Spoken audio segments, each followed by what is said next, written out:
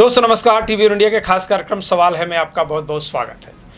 नई मुंबई महानगर पालिका में प्रशासक राज चल रहा है। अब से लेकर और आज से अगर 5 साल पहले तक देखें, जब यहाँ पर लोक प्रतिनिधि थे और बीजेपी की ही सत्ता थी, गणेश नाइक के नेतृत्व में महानगर पालिका चल रही थी, तब से लेकर आज तक देखें तो तमाम विसंगतियाँ सामने आई हैं। कई भ्रष्टाचार के मामले सामने आए, विकास के नाम पर जनता के पैसे को लूट का भी शिकायत जो है वो सामने आई है। और इसी तरह की एक शिकायत में इस वक्त खुद महानगर पालिका ने खुलासा किया है कि सीवुड के एक विकास काम को लेकर बड़े पैमाने पर धांधली हुई है। इसकी शिकायत बीजेपी के प्रथम नगर सेवक भरत जाधव जी ने की थी और ये 12 नवंबर को इसके खिलाफ भूख हड़ताल पर बैठने वाले हैं। हम इन्हीं से जानने का प्रयास करेंगे कि ये अहवाल किस तरह का है, क्या महानगर पालिका की जांच पड़ताल में खुलासा हुआ है, कौन सा ऐसा भ्रष्टाचार था जिसके खिलाफ आपने शिकायत की थी। जाधव साहब, आपका बहुत बहुत स्वागत है। नमस्कार। 12 तारीख को आपने महानगर पालिका से अहवाल मांगा था लेकिन नहीं दिया, उसके खिलाफ आप 12 तारीख से आप भूख हड़ताल पर बैठने वाले। दरअसल ये मामला क्या है जिसको लेकर आप इतना सीरियस है?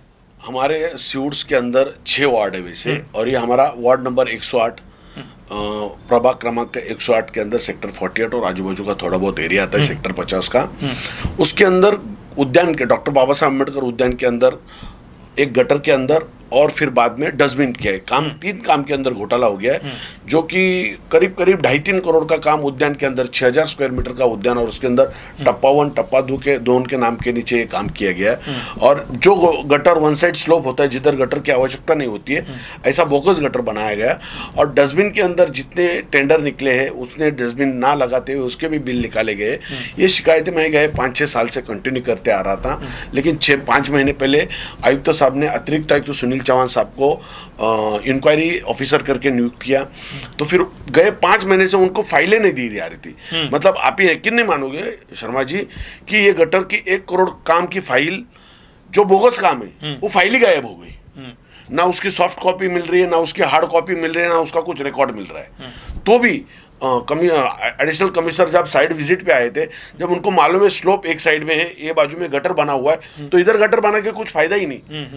और फिर वो वजह इसके लिए उसके लिए बना ऐसा, तो उन्होंने वो उसके ऊपर, मुझे ऐसा लगता है क्योंकि मैं ये तीनों सब्जेक्ट के ऊपर कंटिन्यू 4-5 महीने से, मतलब 5 साल से तो लड़ ही रहा था, लेकिन 5 साल से मैं खुद ही एविडेंस देते जा रहा था, लेटर के ऊपर लेटर। तो 29 तारीख को 8 दिन पहले एडिशनल कमिश्नर साहब ने कमिश्नर साहब को रिपोर्ट सबमिट किया। उसके दूसरे या तीसरे दिन में कमिश्नर साहब को मिलने गया, तो कमिश्नर साहब ने मुझे क्लियर कट बता दिया कि भरत, हम आपको अहवाल नहीं दे सकते क्योंकि उसके अंदर हमको चार्ज फ्रेम करना पड़ेगा। अच्छा। जो फ्रेम करना है चार्ज, किसके ऊपर क्या चार्ज लगा है, किसके ऊपर क्या एलिगेशन लगेगा, किसके ऊपर कौन सा एफआईआर होगा, या उसकी डिपार्टमेंटल इंक्वायरी होगी। तो जब कमिश्नर ने ये बात बताया तो मुझे विश्वास बन गया कि इसके अंदर घोटाला हो गया और वो प्रूव हो गया। उन्होंने बोला कि ये अहवाल की जो इंक्वायरी की प्रक्रिया पूरी हो गई, लेकिन अभी चार्जिंग की जो प्रक्रिया है, किसको क्या पनिश करना है, ये कंप्लीट हुए बगैर आपको हवाला नहीं देंगे। तो ये मुझे बहुत अजब लगा। बोला कौन से कायदे के अंदर लिखा है, मुझे दे दो, नहीं तो फिर मैं अनशन पे बैठूंगा। तो हिसाब से मैंने सीएम से लेके कमिश्नर तक सब डिपार्टमेंट में सब लोगों को दिया, और मैं आने वाली 12 तारीख को सुबह 10 बजे से अनशन पे बैठ रहा हूँ। उस अहवाल में आपको क्या लगता है, क्या क्या साबित हो जाएगा जिसकी आप डिमांड कर रहे हैं? अधिकारी क्यों नहीं अहवाल दे रहे हैं, आखिर वजह क्या दिख रही है आपको? देखिए, इसके अंदर अधिकारी और कॉन्ट्रैक्टर, इनकी मिली भगत है। अच्छा। मैं ये नहीं कहूँगा कि लोक प्रतिनिधि का क्या रोल है, लेकिन इतना रोल है कि उन्होंने ध्यान देना चाहिए था, वो ध्यान दिया नहीं। और ऊपर से हमारे जो लोक प्रतिनिधि थे विशाल जी डोलस, अभी माजी नगर सेवक है, मैं वो मुझे समझ में नहीं आता है भ्रष्टाचार के बारे में अगर कोई आवाज उठाता है तो उसको एक लोग, हम लोग कौन है? हम लोग केयर टेकर है। बिल्कुल। हम लोग म्युनिसिपल कॉर्पोरेशन के या काम के केयर टेकर, वो अच्छा होता है कि नहीं देखना हमारा काम है। वो उन्होंने कभी भी उसके बारे में हमारा साथ नहीं दिया, उल्टा मेरे आगे इसमें वो पुलिस स्टेशन में जाके कंप्लेंट करते रहे। अभी आपके माध्यम से मैं विशाल जी को, और मैं लेटर भी देने वाला हूँ विशाल जी से कि रिक्वेस्ट करूंगा, क्योंकि वो हमारे पक्ष के नगर सेवक है। भले वो 5 साल पहले हमारे बीजेपी में आए, आने वाली विधानसभा में बीजेपी छोड़ के एनसीपी में वापस चले गए, एनसीपी में पराजित होने के बाद वापस बीजेपी में आ गए, तो मैं उनको शुभेच्छा देता हूँ। नहीं, ऐसा नहीं, क्योंकि पार्टी का साथ में काम करने वाले लोग हैं। आपके माध्यम से मैं उतना ही रिक्वेस्ट करूंगा, जैसे हर एक चीज के लिए आप मेरे अगेंस्ट में पुलिस स्टेशन में जाते थे, कमिश्नर ऑफिस में जाते थे कंप्लेंट करने के लिए, तो अब ये जो भ्रष्टाचारी लोग हैं या कमिश्नर का जो अहवाल है, वो अहवाल जनहितार्थ प्रसिद्ध होना चाहिए, और उसके ऊपर जो भी दोषी है जो अधिकारी हो, जो ठेकेदार हो, उनके ऊपर तो चार्ज लगना ही चाहिए, उनके ऊपर पनिश होना चाहिए। लेकिन उसके आगे एक कदम डाल के मैं बोलता हूँ कि ये जो अधिकारी और ठेकेदार है जो भी होंगे, तो ये जब से म्युनिसिपल कॉर्पोरेशन में काम करे तो इनकी मिलीभगत से ऐसे कितने घोटाले हो गए, तो ये सब घोटाले की जांच होनी चाहिए और इन लोग से सब पैसे की वसूली होनी चाहिए, ये मेरी मांग है। इस घोटाले के एक आरोपी मतलब गटर, उद्यान और डस्टबिन घोटाले के अंदर, डस्टबिन घोटाला और गटर घोटाले के अंदर दत्ता जी ने, हमारे दत्ता गंगाली जी ने, जब मैं उनसे बात कर रहा था, युवा मोर्चा के जिला अध्यक्ष थे, ये 2-3 साल पहले वाली बात थी, उन्होंने रातों रात एक कॉन्ट्रैक्टर को, इस घोटाले के अंदर का कॉन्ट्रैक्टर को उन्होंने भारतीय जनता पार्टी युवा मोर्चा जिला सचिव बना दिया।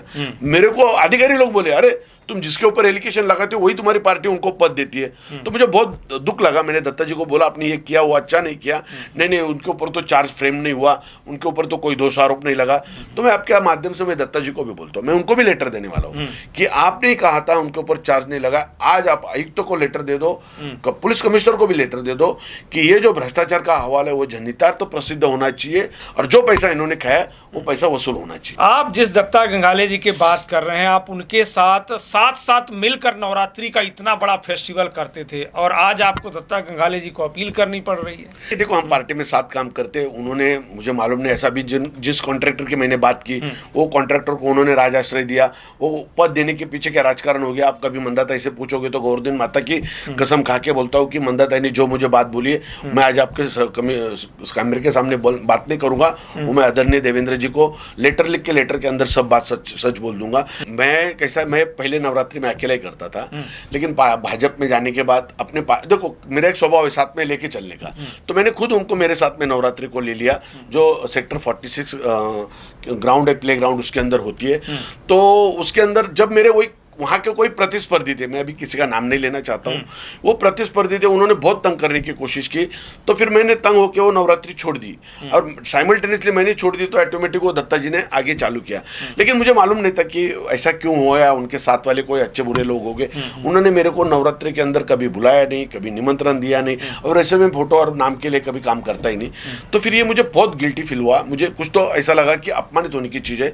तो 2-3 साल पहले मैंने मंदाताई जी ने काम करने के बाद मुझे बोला अभी तेरे को क्या चाहिए, बोला मेरा एक ही रिक्वेस्ट है, मेरा नवरात्र जो बंद किया है दांडिया का वो मुझे चालू करके दो, मेरे लिए बहुत बड़ी उपकार होगा। तो ताई ने वो दांडिया चालू करके दिया। लेकिन दत्ता जी का मेरा कुछ भी मिसअंडरस्टैंडिंग नहीं था, गलत नहीं था, लेकिन उन्होंने जो बिहेव किया गलत, जो कॉन्ट्रैक्टर दोषी है, मैं बोल रहा हूँ, हम लोग साथ काम करते, एक कॉन्ट्रैक्टर को तुम पार्टी का इतना बड़ा पद देते हो और साथ में उसके साथ आगे चल के पार्टनर बन जाते हो। मैंने तो लास्ट टाइम आपको जमीन के पेपर बताए, वो 48 एकड़ जमीन जो मेरे ख्याल से 15 से 17 करोड़ रुपए की ली है, तो उसके अंदर वो पार्टनर है, भले 5%, 10%, 20%, अभी मुझे मालूम नहीं, वो तो शेयर में उनके कंपनी में या उनके साथ में बात नहीं कर रहा था उस टाइम में व्यवहार में, खाली वो उसके अंदर व्यवहार का कुछ पार्ट था मेरे से रिलेटेड, तो उन्होंने दिया नहीं, तो वो झगड़ा हो गया, मैंने वो भी छोड़ दिया, मेरे को इंपॉर्टेंट नहीं। हाँ, रही बात आप बोल रहे हैं हम साथ में काम करते थे, बिल्कुल साथ में काम करते थे।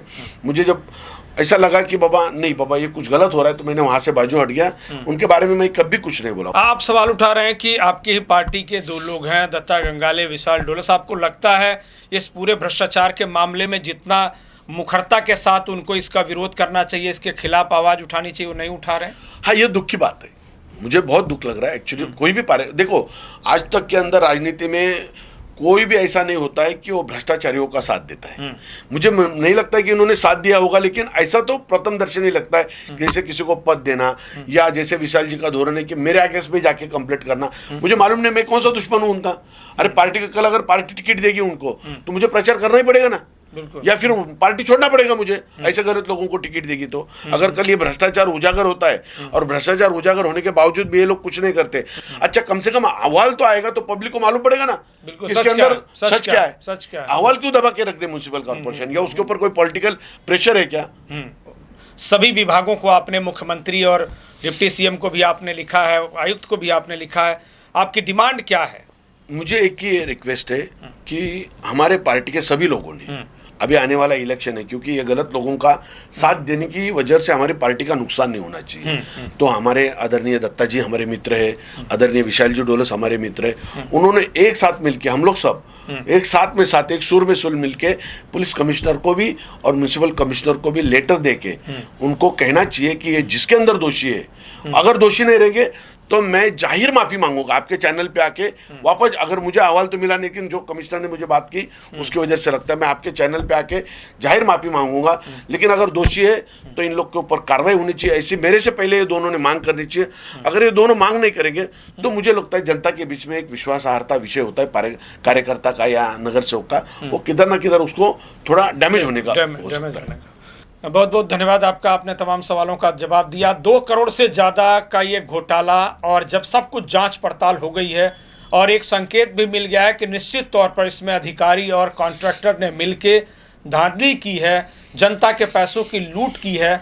अब इंतजार है महानगर पालिका के उस अहवाल का, उस जांच रिपोर्ट का, जिसके बाद ये खुलासा हो पाएगा कि हकीकत में 2 करोड़ से ज़्यादा के इस घोटाले की सच्चाई क्या है। और जैसा कि मांग है कि अगर इनके खिलाफ जो दोषी हैं अगर कार्रवाई नहीं होती है तो निश्चित तौर पर यह माना जाएगा कि कहीं ना कहीं जो प्रशासन है वो भ्रष्टाचार को सपोर्ट कर रहा है और जो लोक प्रतिनिधि हैं वो भी भ्रष्टाचारियों के साथ में है।